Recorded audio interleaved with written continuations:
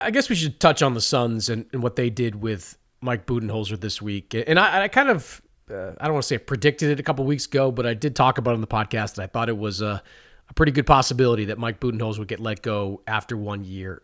You talk to people down there, and it wasn't working. And I was at a few Suns games over the last couple of months, and the body language on Mike Budenholzer, the body language you saw watching the players, just wasn't good. And look, there are many different things that are wrong with Phoenix, but I don't think another year of Mike Budenholzer would have made things measurably better. I think the question is, do the Suns pay out that entire contract, or is there another shoe to drop here? I mean, Mike Budenholzer signed a 5-year, $50 million deal. I mean, they're still paying Frank Vogel, I think, for the next couple of years. I do wonder if there's more to this story, if the Suns are going to try to get out of some of that money.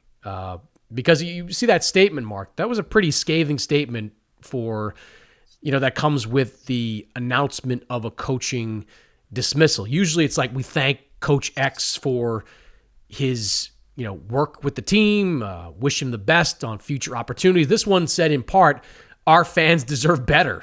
Like it was nasty. I mean, honestly, just contrast the statement that the Suns made with Frank Vogel just a year ago, letting him go, with the statement that you saw from the one most recently with Mike Budenholzer. So not surprised that the Suns fired Bud. And I do think you're probably going to hear more about this story in the next couple of weeks.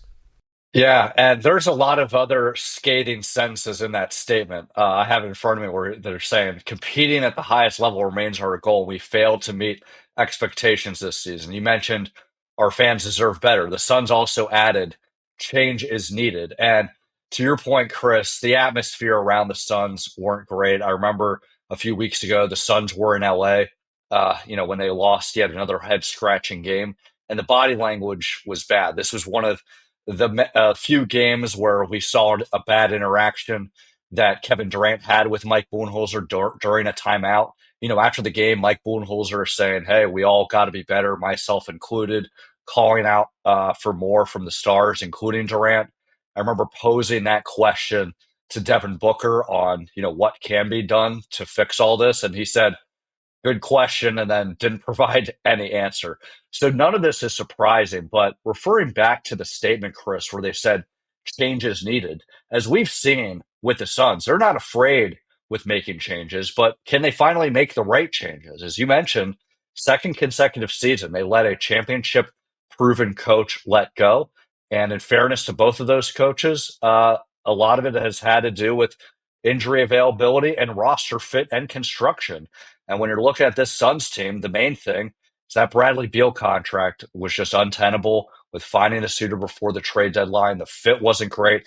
They were never a great defensive team, whether Yusuf Nurkic was on the team or not. So, yes, they've done a good job of making the quick trigger of replacing a head coach, but now they got to have the right roster and infrastructure around them so that players and coaches can be in a better position to succeed.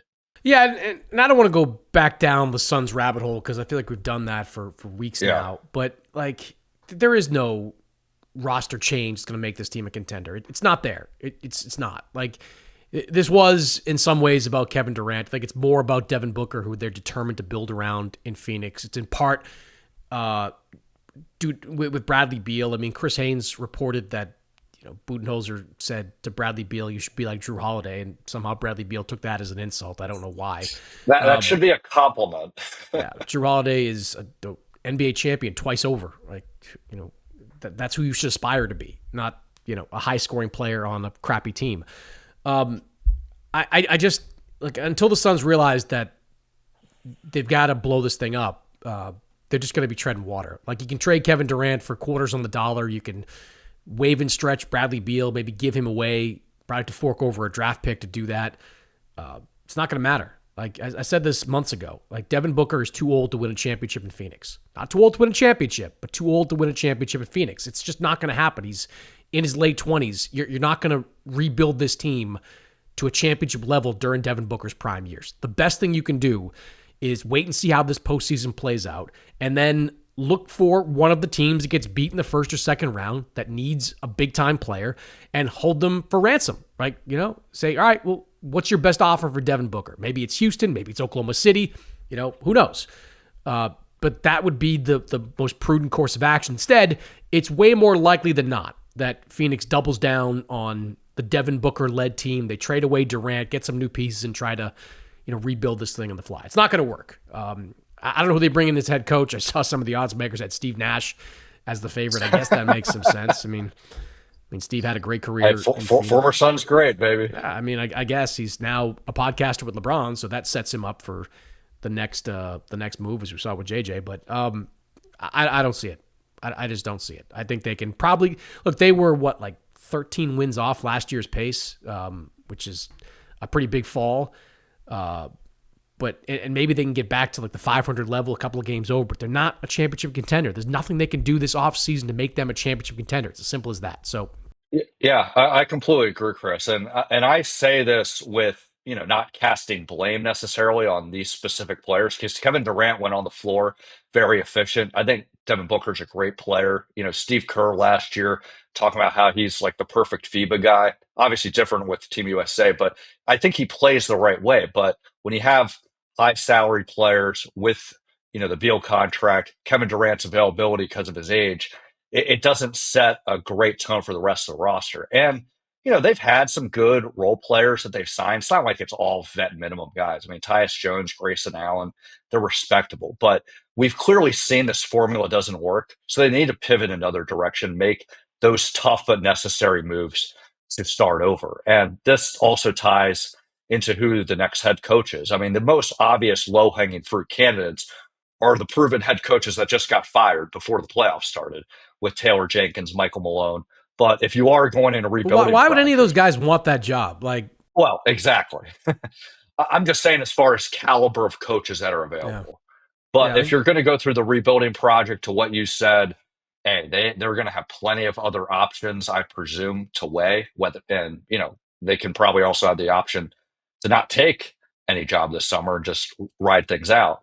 There are some good up-and-comers like Willie Green. He's been already a head coach with New Orleans, but he's a young player or a young coach. Firing Willie Green now in New Orleans? We assuming Willie Green's on the way out? Well, I'm talking about if they can negotiate some sort of deal here. Also, he has history with the Suns being an assistant coach previously, so there's a relationship there with Devin Booker. But David Fizdale's already on the bench. He's had experience there. Sam Cassell, if they can convince him to leave Boston. But the bottom line is Chris Quinn with Miami. But the bottom line is they need to, have everything on the same page. Or if they're going to go, through tough roster decisions, they have to empower a rebuilding head coach to see it through here. If they're going to go through win now moves, but they don't want to rebuild. They don't want to rebuild. Yeah. They just want to. If Matt Ishbia comes out in the next week and gives the same speech he gave last year, where it's what do you say, 26 of the 30 teams would want my roster. No, they don't. They didn't last year, and they don't now. The Suns are in a terrible situation, a terrible, terrible situation where a large amount of their draft capital belongs to somebody else. They have got 2 stars over the age of 30 and 1 approaching 30. And the one that's approaching 30, who's in his prime, they refuse to trade and make the kind of move that would allow them to rebuild this thing in an organic way. I don't know why any coach that has options like a Michael Malone, a Taylor Jenkins, even a good young assistant, why would you take that job? It just doesn't.